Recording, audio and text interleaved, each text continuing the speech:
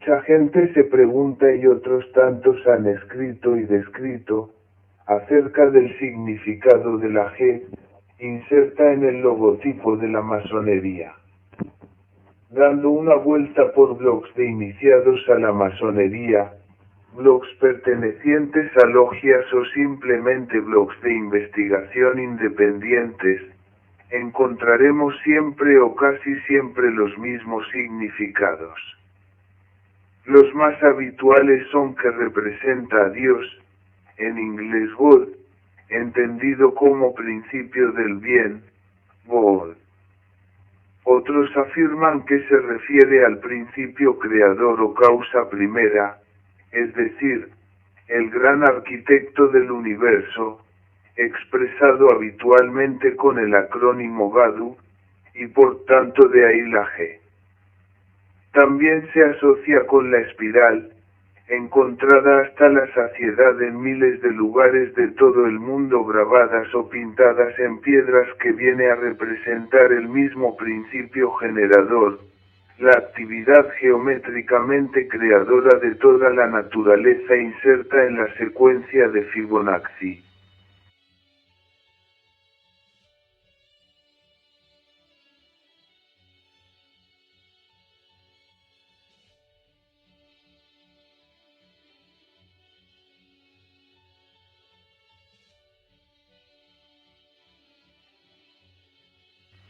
También se asocia, como se puede verse en el documental 13 Secretos Masónicos, con la palabra gate significando o aludiendo a un portal dimensional, y en otros documentales se alude a la G como otro tipo de portal, esta vez para posesión por parte de otros entes, un portal abierto mediante la magia sexual, siendo la G alusión a la magia sexual, el punto G.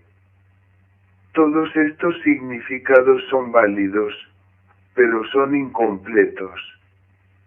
Digamos, la masonería y sus misterios y secretos es, como dijo Shrek, como la cebolla, que tiene capas. Todas las capas son verdaderas, pero cuanto más nos aproximamos de las capas centrales, más profundidad encontramos en sus simbolismos y significados.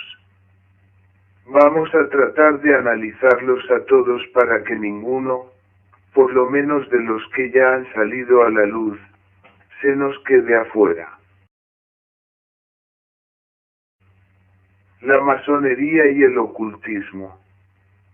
Mal que les pese a los masones azules los extraños secretos de los niveles inferiores de la masonería, formas de darse la mano y palabras claves, son solo pistas falsas, diseñadas para hacer felices a los ignorantes. Esos no son los verdaderos secretos de la masonería.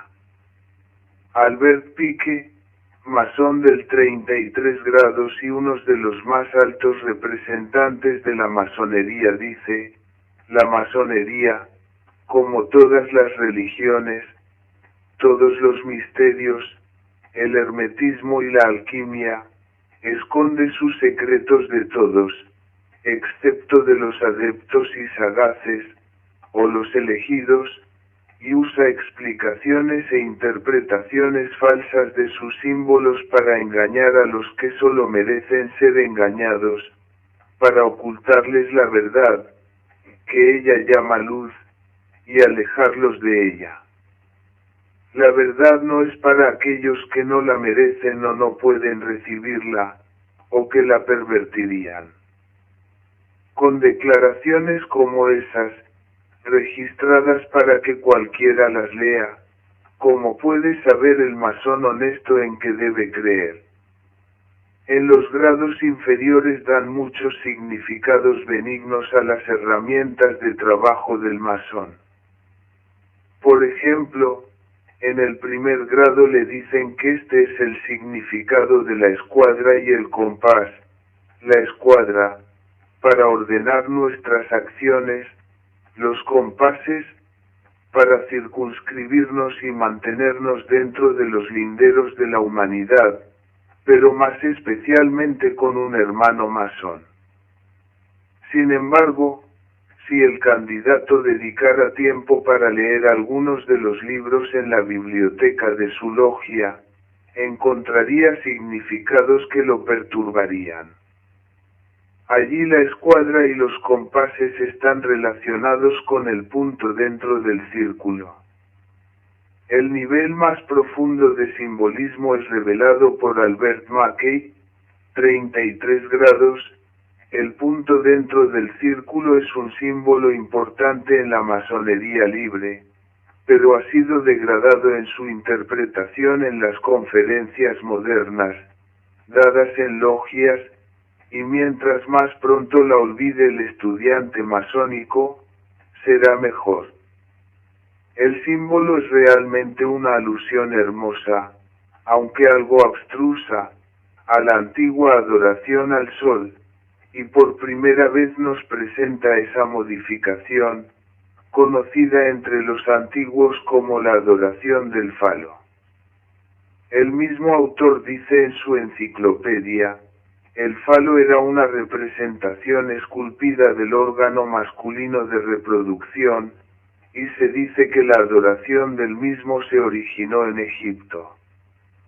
En los misterios encontramos el origen lejano del punto dentro de un círculo, un símbolo antiguo que fue adoptado primeramente por los adoradores del sol de antaño e incorporado en el simbolismo de la masonería libre.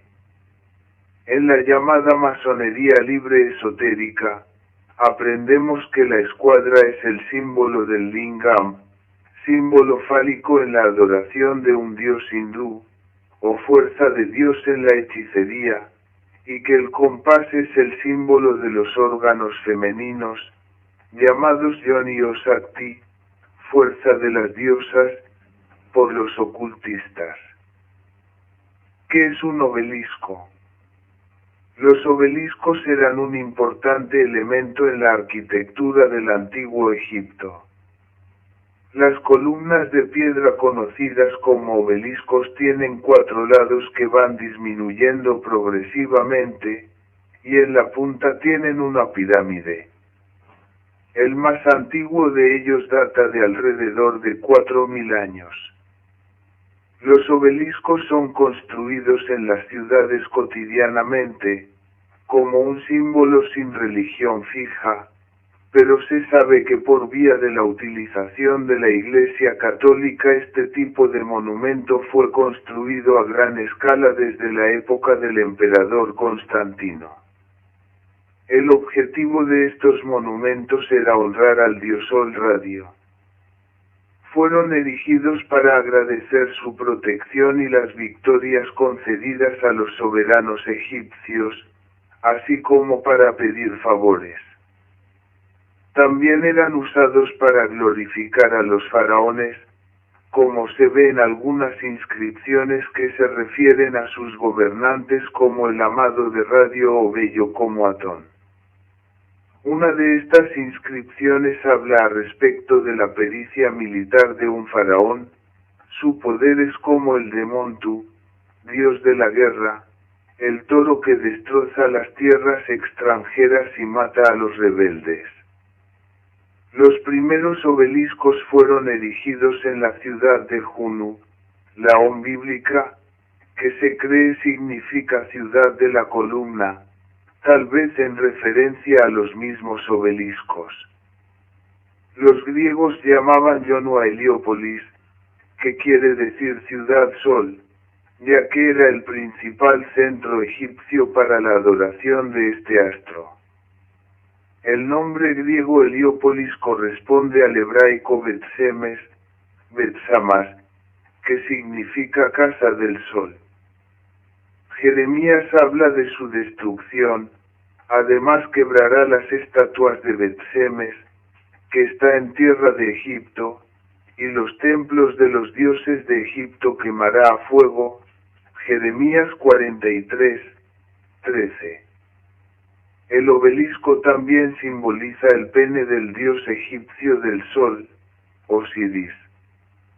De acuerdo con la leyenda, Después que Osiris fuera cortado en pedazos por su rival Set, la reina Isis encontró todos los pedazos, excepto el pene.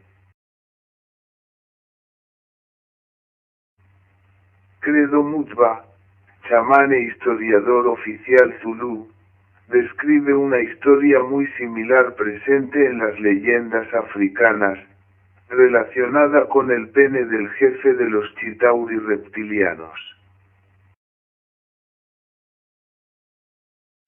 Un obelisco que se dice vino de Alejandría se encuentra en el Central Park de Nueva York, y su gemelo fue erguido en el siglo XIX, durante el reinado de la reina Victoria, en las antiguas tierras de los templarios que bordean el río Támesis, no muy lejos de las casas del Parlamento. Ambos son conocidos como agujas de Cleopatra, y originalmente estaban en Heliópolis. Uso pagano en el 30 Actinio, Egipto se convirtió en una provincia romana. Varios emperadores querían adornar su capital con monumentos de gran prestigio, de modo que hasta 50 obeliscos fueron llevados a Roma. Cuando el Imperio Romano cayó, Roma fue saqueada, pero varios papas se interesaron después en volver a erguir esos monumentos retirados de las ruinas de la antigua ciudad. La Iglesia Católica admite que los obeliscos fueron dedicados al sol por un rey egipcio y que, en el pasado, traían grandeza fútil a los profanos templos paganos. El levantamiento de los primeros obeliscos durante el papado de Sisto V, 1585-90, fue acompañado de rituales de exorcismo, bendiciones, aspersión de agua bendita y quema de incienso. Un obispo cantó delante del obelisco del Vaticano: «Yo te exorcizo para llevar la Santa Cruz y permanecer libre de toda impureza pagana y amenazas de la iniquidad espiritual». Sin embargo, la palabra de Yahweh prohíbe utilizar símbolos paganos o limpiarlos de forma alguna, sino que ordena claramente destruirlos. Por lo tanto, a medida que un turista examina los obeliscos existentes en la Roma actual, tal vez piense que se trata de un simbolismo acerca de la victoria del cristianismo sobre el paganismo, representada por la cruz que está en el tope de todos los obeliscos de uso católico. En verdad, nuestros gobernantes quieren que admiremos y adoremos las formas religiosas de ellos y nos condicionan para que aceptemos sus símbolos y costumbres. Historia de un antiguo pacto. Analicemos un poco el siguiente símbolo masónico. Aquí tenemos dos manos estrechándose, un símbolo bastante recurrente también en la mayoría de los escudos de países americanos, notablemente creados y liberados por masones. Esto podría indicar un pacto o acuerdo bajo la G o entre 2G. Vamos al pasado para investigar un poco más. Una de las historias más repetidas en las mitologías es la figura del héroe o semidios que roba el fuego o conocimiento de los dioses y lo ofrece a las personas elegidas. La versión más conocida es probablemente la de Prometeo. No por nada tiene su estatua en el Rockefeller Center, pero tampoco podemos olvidarnos de la serpiente que en el jardín del Edén insta a Eva a comer del árbol del conocimiento.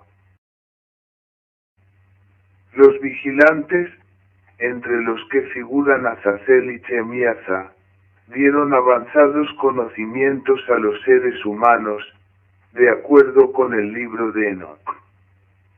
Azazel es el nombre de una entidad espiritual que aparece en el libro de Levítico como chivo expiatorio. Fallen, Caído, es una película con Denzel Washington y John Goodman que habla acerca del demonio Azazel y de cómo se movilizan estas entidades en nuestro mundo físico. Azazel es mencionado en el libro apócrifo de Enoch, también llamado Enoch o Enoch, y más tarde en la literatura judía. De acuerdo a Enoch, Azazel era uno de los líderes de los Grigori, que significa observadores o vigilantes, también conocidos como hijos de Elohim. Son un grupo de ángeles caídos mencionados en algunos textos apócrifos bíblicos y en el libro del Génesis. En estos textos se menciona que los Grigori fueron seres que se aparearon con las hijas del hombre, naciendo de esta unión una raza de gigantes conocida como los Nepilim. Según el libro de Enoch, los Grigori suman un número de 200, pero solo sus líderes son mencionados. Estos 200 ángeles que descendieron sobre el monte Hermón hicieron un juramento y se comprometieron todos a no retroceder en el proyecto hasta ejecutarlo realmente. Así sucedió, que cuando en aquellos días se multiplicaron los hijos de los hombres, les nacieron hijas hermosas y bonitas, y los vigilantes, hijos del cielo las vieron y las desearon, y se dijeron unos a otros, vayamos y escojamos mujeres de entre las hijas de los hombres y engendremos hijos. Entonces Chemiaza, que era su jefe, les dijo, temo que no queráis cumplir con esta acción y sea yo el único responsable de un gran pecado, pero ellos le respondieron, hagamos todos un juramento y comprometámonos todos bajo un anatema a no retroceder en este proyecto hasta ejecutarlo realmente. Entonces todos juraron unidos y se comprometieron al respecto los unos con los otros, bajo anatema, y eran en total 200 los que descendieron sobre la cima del monte que llamaron Hermón, porque sobre él habían jurado y se habían comprometido mutuamente bajo anatema. Estos son los nombres de sus jefes: Chemiaza, quien era el principal y en orden con relación a él, Artacof, Ramael, Cocabel, Ramael, Daniel, Sequel, Baraquel, Asael, Armoni, Matrael, Ananel, Satoel, Chamsiel, Sariel, Tumiel, Turiel, Yomiel y Yeadiel. Estos son los jefes de decena. Libro de Enoch, capítulo 6. En el libro de Enoch, considerado apócrifo por otras iglesias cristianas, además de nombrar al número y los nombres de los principales Grigori, también explica el tipo de castigo que sufrieron estos seres y sus hijos. En este texto se da a entender que el castigo de estos ángeles se habría realizado después de la creación del hombre, a diferencia de otros mitos que relacionan estos hechos con Lucifer, del que se indica que habría sido castigado antes de la creación bíblica del mundo. También hay que tener en consideración que en el libro de Enoch se cuenta que, ya antes de estos sucesos, se había castigado a 7 estrellas parecidas a grandes montañas, referencia a las Pléyades.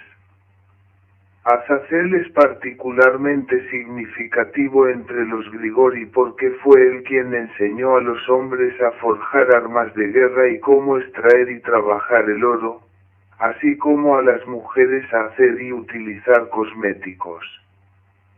El sexo se convirtió en una adicción para ellos, así terminaron enseñándoles secretos a las mujeres tales como brujería, magia, hechicería, conjuros, pócimas y uso de plantas.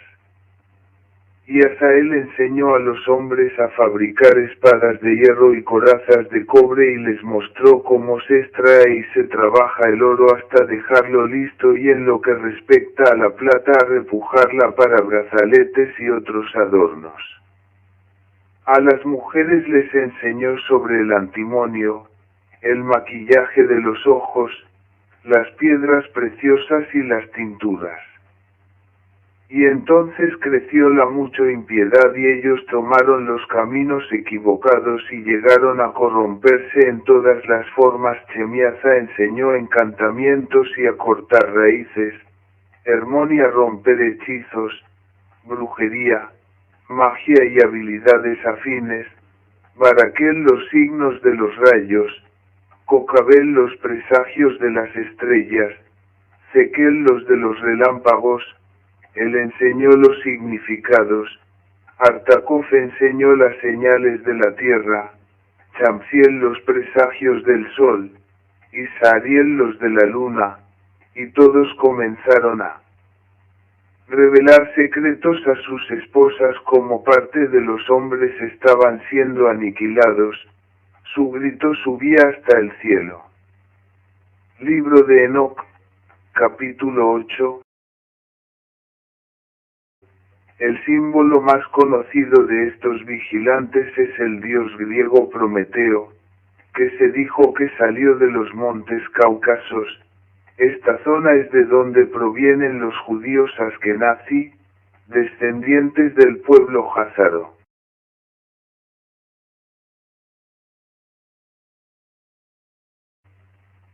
En la mitología griega, Prometeo es un titán amigo de los mortales, venerado por robar el fuego, conocimientos y sabiduría de los dioses y darlo a los humanos. No se engañe, solo a los elegidos, para su uso, razón por la que fue castigado.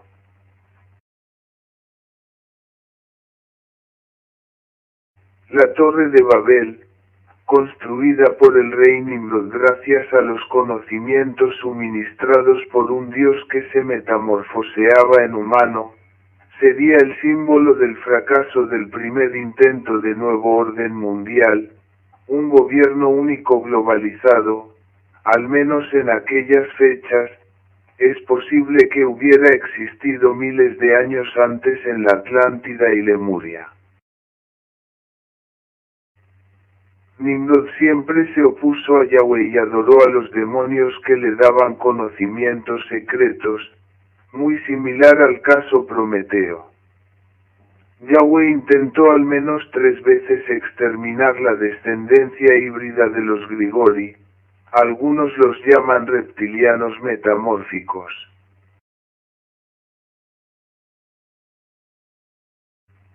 Abraham nacería como parte de ese plan para eliminar la idolatría y la adoración a demonios, los otros dioses. Así nacería Isaac y Jacob, quien a su vez tuvo 12 hijos y una hija, 13, que darían origen a lo que conocemos como las 12 tribus de Israel. Una tribu no está sellada por Elohim Yahweh y no aparece entre las mencionadas en el libro del Apocalipsis. La tribu de Dan se trasladó a Canaán en el monte Hermón y adoptó la adoración canaanita de estos ángeles, los Grigori. Dan significa juzgar. Dan será una serpiente a la vera del camino, una víbora a la orilla del sendero, que le muerde los talones al caballo, para que tumbe a su jinete. Génesis 49, 17. Este es el estandarte de la tribu de Dan. ¿Acaso no recuerda al caduceo que simboliza la medicina y el comercio? La tribu de Dan ha viajado por toda Europa, arrastrando la cola de la serpiente y dejando su marca por el camino. Provienen de dicho linaje judíos africanos, asiáticos, hindúes, de igual forma que nombres como la reina Isabel, Casa Windsor, Sarkozy, la familia Bush, la casa de Rothschild o la familia Rockefeller descienden de la tribu de Dan. En Grecia se les conoció como los Danoi y en Italia como los Danaus, y se establecieron en Dinamarca, Danmark igual Reino de Dan. Gran Bretaña viene del hebreo Britain que significa la tierra del pacto o la tierra del convenio. ¿Del convenio o pacto con quién? Del pacto con los Grigori. La tribu de Dan falta de la lista de los 144.000 judíos sellados en Apocalipsis 7, 4, 8, oí el número de los sellados, 144.000 sellados de todas las tribus de los hijos de Israel. Sellados, de la tribu de Yehuda, 12.000, de la tribu de Reubén, 12.000, de la tribu de Gad, 12.000, de la tribu de Aser, 12.000, de la tribu de Naftalí, 12.000, de la tribu de Menasé, 12.000, de la tribu de Chimón, 12.000, de la tribu de Leui, 12.000, de la tribu de Isaacar, 12.000, de la tribu de Zebulún, 12.000, de la tribu de Yosef, 12.000, de la tribu de Benjamín, 12.000, Apocalipsis 7, 4, 8, es decir, se hacen pasar por judíos, pero son en verdad la sinagoga de Satanás. Yo conozco tu tribulación y tu pobreza aunque eres rico, y la blasfemia de los que dicen ser yauditas y no lo son, más bien, son sinagoga del Satán. Apocalipsis 2, 9, mira, yo te daré algunos de la sinagoga del Satán, de los que dicen ser yauditas y no lo son, sino que mienten. Mira, yo haré que lleguen y se postren delante de tus pies, y conocerán que yo te he amado. Apocalipsis 3, 9. Los reyes merovingios que reinaban en Francia en los años 476-750 creían o decían ser descendientes de Dan. Algunos dicen que el líder del NWO vendrá de la realeza Illuminati merovingia, es decir, del linaje de Dan. Relations between Vice President Dick Cheney and Barack Obama, but did you know that the Vice President and the President are also related, and that Cheney's cousin, Obama, is also Mr. Bush's 11th cousin and the 9th cousin of actor Brad Pitt? It is a crazy family tree. Check it out today at CBS13.com.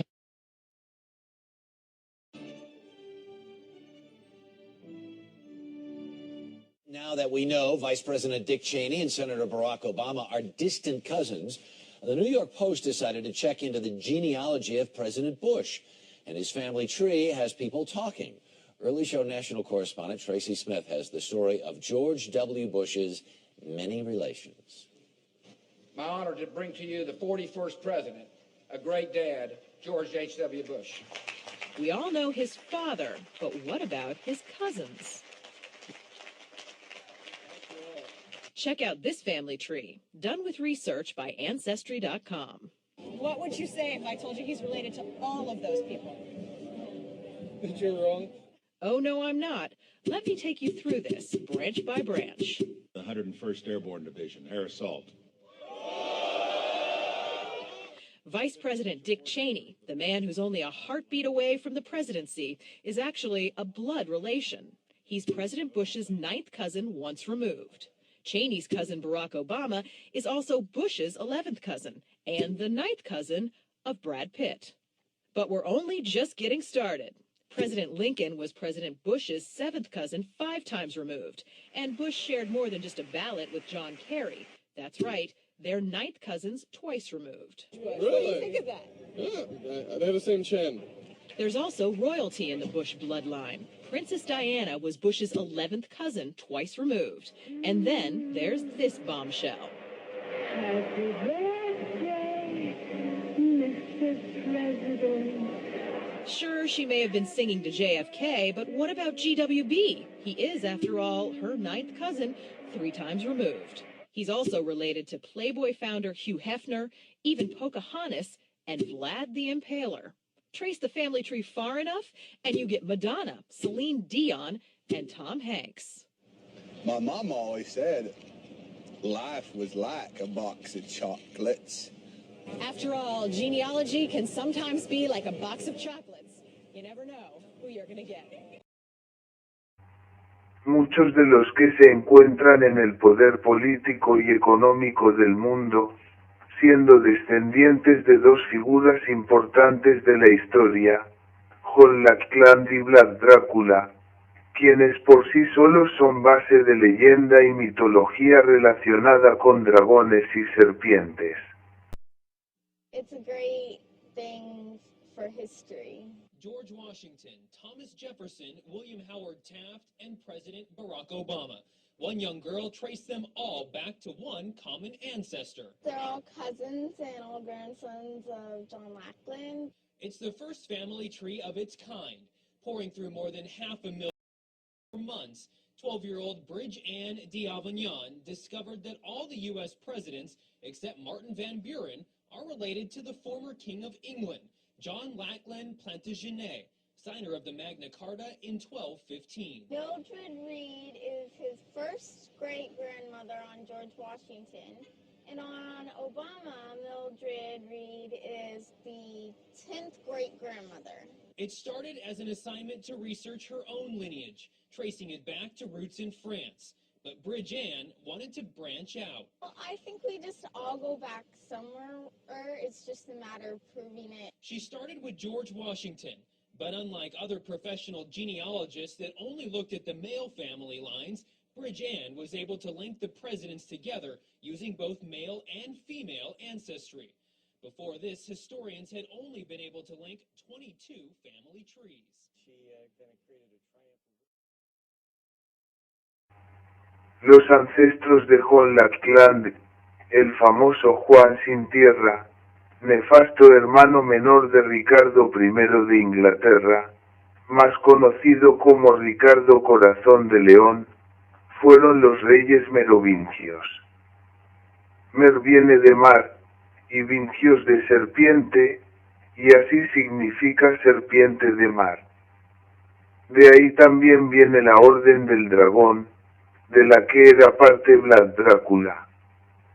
Así, continuando con la genealogía de reyes, presidentes y primeros ministros de la actualidad, seguimos con la simbología de dragones y serpientes. Los merovingios también fueron los descendientes de una figura mitológica llamada Meroveus, rey del siglo IV. Se dice que fue concebido por una relación entre su madre y un monstruo que salió del mar, Quinotauro. Otra de las características de estos son sus cabellos rojos, y esto debido a que la tribu de Dan se mezcló con la semilla de Esaú. Sansón es un claro ejemplo de ello, y también perteneció al linaje de Dan. Y para finalizar, los mismísimos masones defienden ser herederos del linaje de Tubal-Caín y del linaje merovingio, que viene siendo lo mismo, puesto que ellos aseguran estar guardando todos los conocimientos importantes de la humanidad desde tiempos inmemoriales, aunque solo sus elegidos son dignos de conocerlos. Los demás somos considerados inapropiados para ello, lo que quiere decir que no debemos conocerlos, ya que ello les quitaría poder, ese conocimiento oculto que las entidades interdimensionales han proporcionado a algunos individuos de la humanidad acerca de la otra dimensión que desconocemos, que es clave para conocer nuestro origen y para salir del engaño al que nos han sometido estas personas que controlan a la humanidad y de los que en breve seremos liberados con la segunda venida de Yahushua Mashiach. Ahora pueden entender la diferencia entre la sinagoga de Satanás y el Israel de Elohim. Ambos tienen una apariencia judía. La semilla de la serpiente. En un convenio hacen falta al menos dos partes, y siendo que ya descubrimos que una de ellas son los Grigori, la otra parte debería tener la autoridad para realizar dicho pacto. Aquí entran a escena los líderes espirituales y sacerdotes de las academias talmúdicas de Sura y Pumbedita en Babilonia, cuya obra clave es el Talmud babilónico. Estos líderes, o mejor dicho cabezas de dichas academias, eran los Geonim, Gaonim en inglés, o en hebreo, siendo el singular Gaón. Su significado actual es el de sabios, pero el original era esplendor, palabra que proviene del latín esplendor, del verbo esplendere que significa brillar, lo cual puede muy bien entenderse como iluminación, iluminado o como hoy se les conoce Illuminati. Espero que les hayan quedado claras las relaciones entre el sionismo, falsos judíos descendientes de Esaú y la tribu de Dan, creadores del Talmud, los ángeles caídos, la serpiente, la masonería, los merovingios, la realeza y los presidentes de Inglaterra y EUA, el nuevo orden mundial, los Illuminati y el anticristo que está llegando.